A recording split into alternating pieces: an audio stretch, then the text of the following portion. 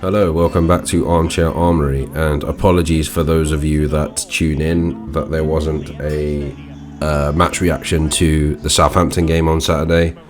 The thing that must not be named I was using was lagging. I also had to take a phone call halfway through the game, so I only really saw the first goal. So by the time I got to the end, I just thought to myself, and I was in the middle of editing another video, so I was kind of like, well, I'm just gonna postpone it and then talk about it in the West Ham preview, because it obviously goes hand in hand.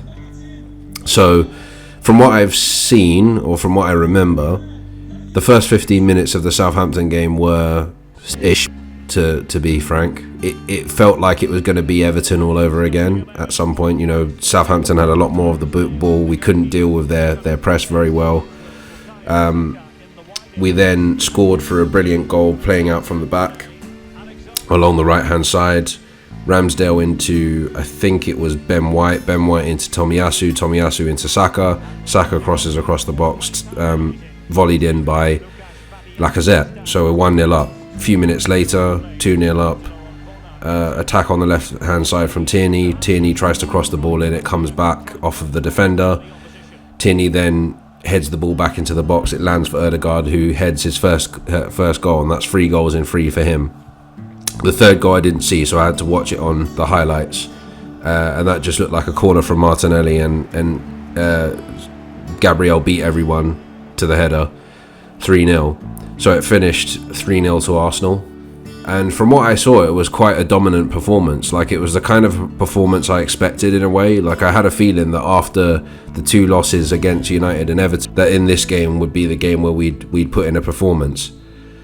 So I'm pleased, but you know, there's no need to get carried away. Like, to be fair, I haven't really got carried away all season, but you know, it's nice to see that we've bounced back slightly.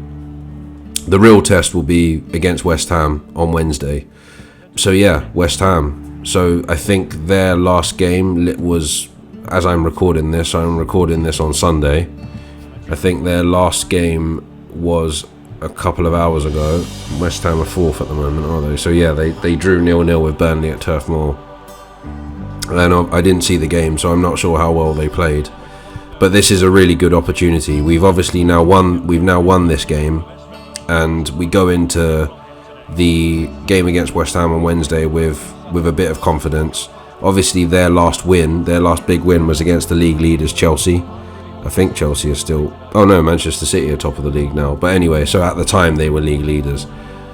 So yeah, it's a game that I think is winnable, because I think even though West Ham have been playing well this season, we have quite a decent record both home and away against West Ham, and the fact that we're at home, I think we've got a good chance. It's just that if they have a game like they had against Chelsea or other games I've seen them in, then it's going to be really tough. You know, like I can't see us necessarily. Well, that's probably the famous last words. I was going to say I can't see us losing the game, but at the same time I can see us losing it, because I think at the London Stadium, even though it's not the London Stadium this time, but last season we were 3-0 down within like 20 minutes. So yeah, like it's not something I'm trepidatious about. And you know, like, Mikel Antonio is in the form of his life at the moment for the most part, so, and Declan Rice is playing really well, so I think it's going to be a tough game. But this is the real test. Again, I'm seeing people flip-flopping after we beat Southampton. It's like, oh, actually maybe I was wrong about the performance and all that kind of stuff. And again, this will be another game that if we go and beat West Ham, then people will flip-flop again and go back to being Arteta in, and it's just kind of like, oh, it's getting boring now. He's, to me anyway, the manager has got a little bit of respite, because if he'd lost against Southampton, then it would have kind of been, okay, yeah, this is getting really bad. I was watching Chronicles of Aguna the other day, and I saw a very, very good video, which I'll put a link to here now, which was about Harry Symeou's stance on Arteta.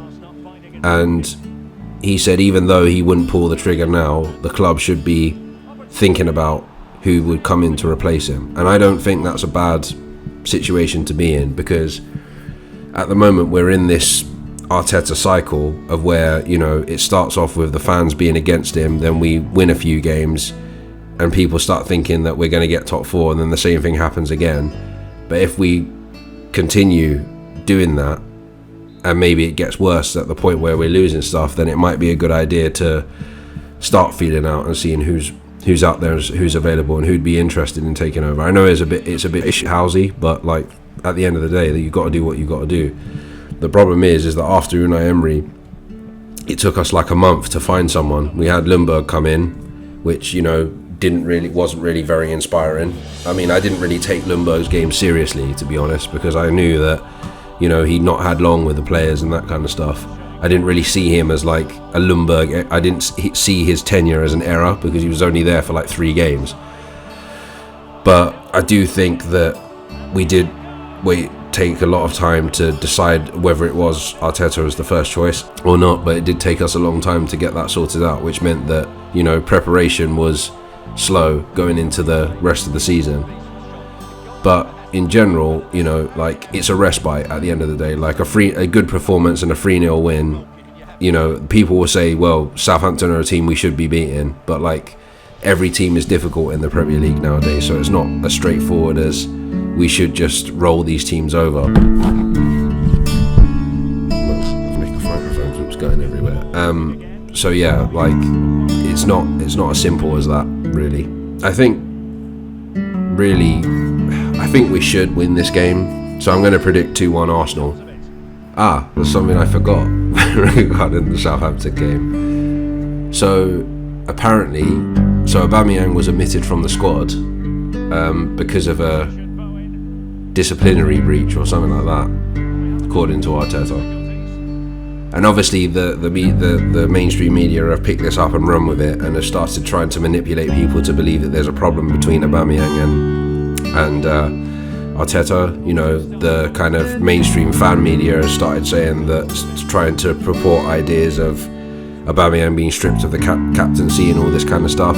My whole thing is wait and see until the full facts come out. Like, everyone's going to be tight-lipped, everyone's not going to say anything at the moment. There's no point in speculating, there's no point in creating conspiracy theories, so just let things take its course. I don't think Aubameyang is now going to be on the naughty step, so to speak. I think eventually he will come back into the squad and he will play, and I don't think he's going to get stripped of the captaincy anytime soon. I don't think he's going to get sold in January. I just think, as usual, it's just people gaslighting others. But yeah, going back to West Ham, yeah, I think we're probably looking at the same starting 11, and I think we will just edge this, because eventually West Ham's momentum is going to run out. I can't see them finishing in the top 4 this year, because those type of teams do normally run out of steam eventually, and hopefully now is the time. But, you know, if we can get 3 points on Wednesday with West Ham, we go to when do they play on Tuesday? Oh shit! So United are currently 5th, and they play on Tuesday against Brentford at Brentford Community Stadium. So if they win, they'll be on 30 points. So, I mean, we'll jump up. If we win, we'll jump up to 5th, 1 point behind United, and United will go into 4th.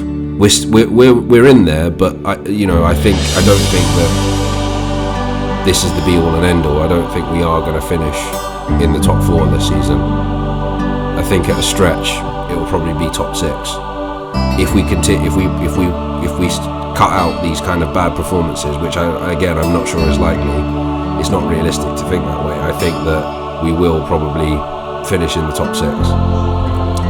And again, it's something I agree, a lot more of the level-headed Arsenal fans, I agree that if, we don't get into the top 6, then we've got to have a conversation about the manager and whether we need to change or not. But yeah, I'm going to say 2-1. I'm going to hold my neck out and say 2-1 Arsenal. So let's see what happens. Anyway, I'm going to leave it there. I'll be back again after the West Ham game on Wednesday. So until then, take care and stay safe. There's been plenty of chances, goals and a lot of near misses. It's been great entertainment. So he's scored once already and close to making it a double. Well, every time he gets on the ball, he looks a real danger today. Lacazette. Arsenal get the advantage from the referee. Lacazette here. Element of risk there, but he's won the ball. Well, the managers will now deliver their half-time team talks. We're at the end of 45 minutes in this game.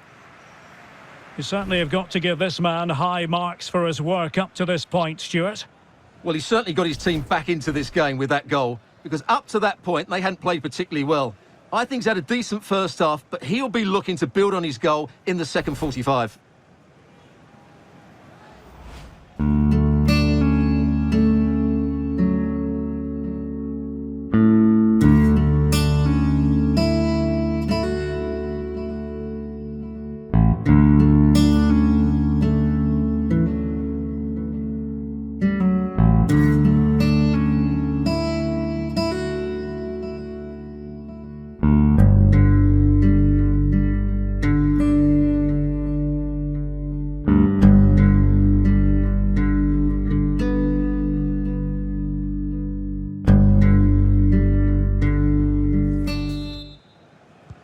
As anticipated, plenty of talking points so far, and now the second half is underway.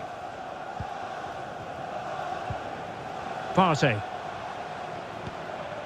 It's with Ødegaard.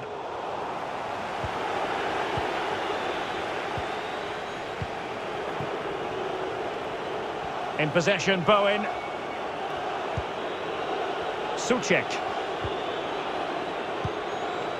It looks promising. It might be on for them. A fine block. Saka.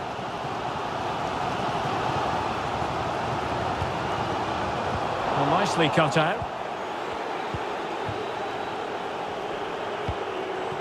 And space for the cross. Oh, big opportunity. Not out of the woods yet. Well, no damage done. Well, you sense it's just a matter of time before they do score, Derek. They've been piling on the pressure now and really should be ahead in this one. Oh, great play. How can they make something happen? Wonderful chance. And it's in! They're back in front. Stunning scenes here.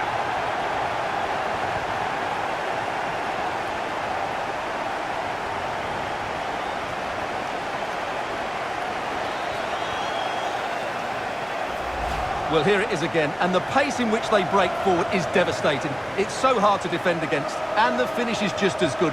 That's an excellent goal.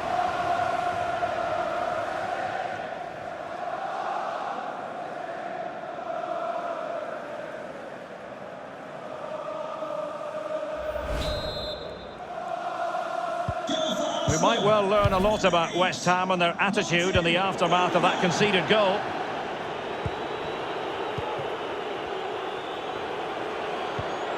That's a well-struck pass. Well, that's how to beat your opponent. Fornals. Teammate available. Oh, wonderful save! Well, he reacts so quickly there. That's a great save.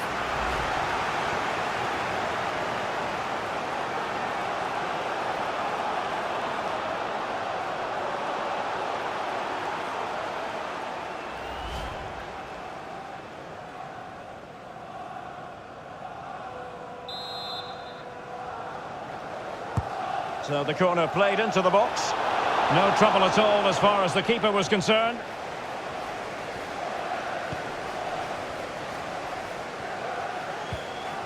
Tomiyasu. Lacazette. Arsenal move it forward with purpose and control. Has eyes for goal. Well, a powerful effort, but he couldn't quite keep the shot down.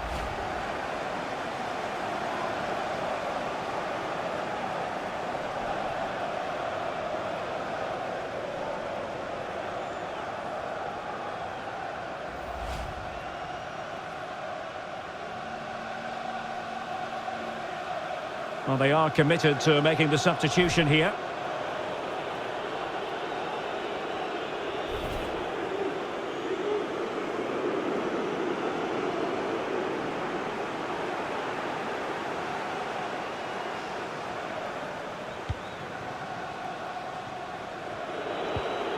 Declan Rice.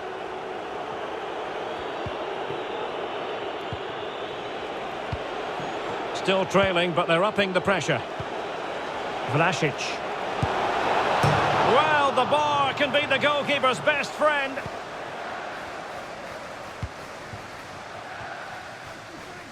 Well, it was certainly a chance to get back into the game, and you have to say they're a bit unfortunate, but they do need to finish off one of these chances. Takes the shot, and it's 2 for him today. A masterful performance. The defenders unable to stop him.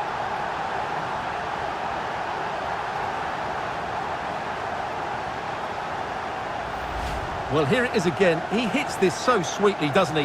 That's a brilliant goal from a top-class player.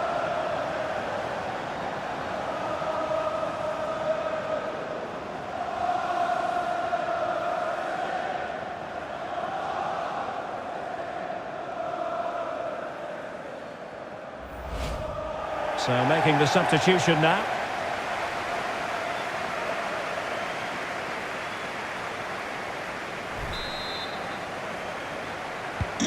So there it is, 3-1 the current scoreline here. And can they exploit the space out wide? Vladimir Koval.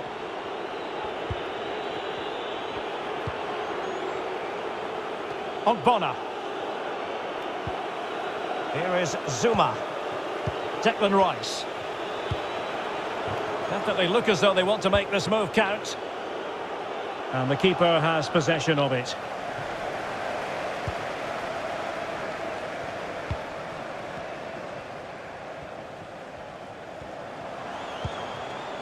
Thomas Partey. It's with Ødegaard. Well, it stopped a promising attack in its tracks, and you wouldn't be surprised if there's a card coming out here. And following the infringement, a caution. Yeah, no surprise there. That was always going to be a booking. Substitution for West Ham United. Coming off the pitch. Well, they've decided to make a change. To be replaced by number 7, Andriy Yarmolenko. Substitution for Arsenal. Coming off the pitch. Number 7, Bukayo Saka. Coming onto the pitch, number 35, Gabriel Martinelli.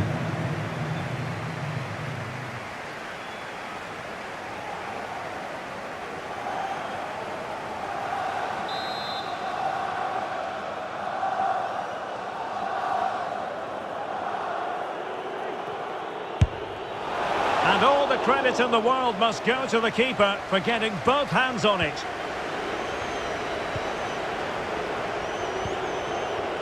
Aaron Cresswell.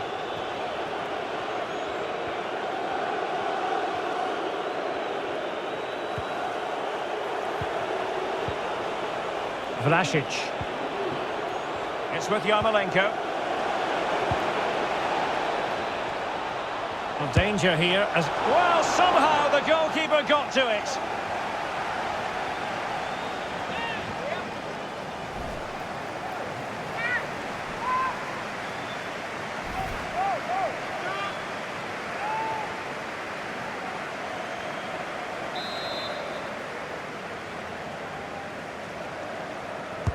Playing it in. Just wanted to get it out of there. And dispossessed. Cresswell. Had to come up with the ball, and did.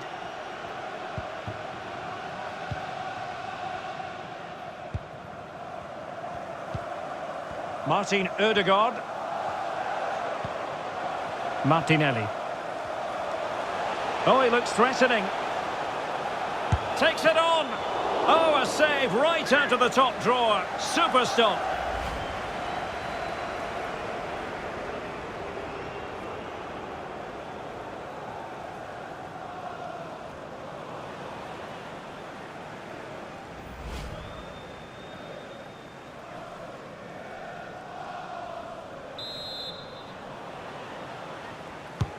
And he's fired over the corner.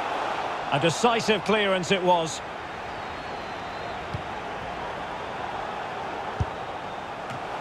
Oh, Oh, good save. And the flag was up in good time. It's offside. Well, he should have realised that was going to be offside. That's a poor decision to play that pass.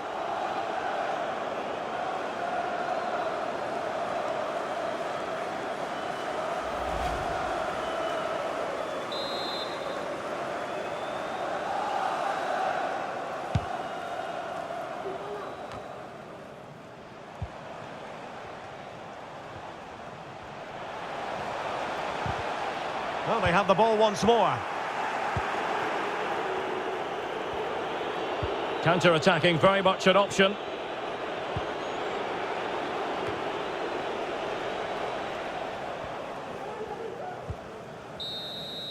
So there it is, the final whistle, and a satisfying outcome for Arsenal and their many fans around the world. What did you think of their performance as a whole? Well, Derek, it was a comfortable win in the end. Fully deserved their victory because they dominated every aspect of the game. It was a really good result for them here today. Well, a leading and guiding role played by Martin Ødegaard. Sensational performance on all levels. Stuart, your assessment of his production? Well, that was a great performance. His understanding of how to find space was brilliant today. And, of course, he scored 2 really good goals.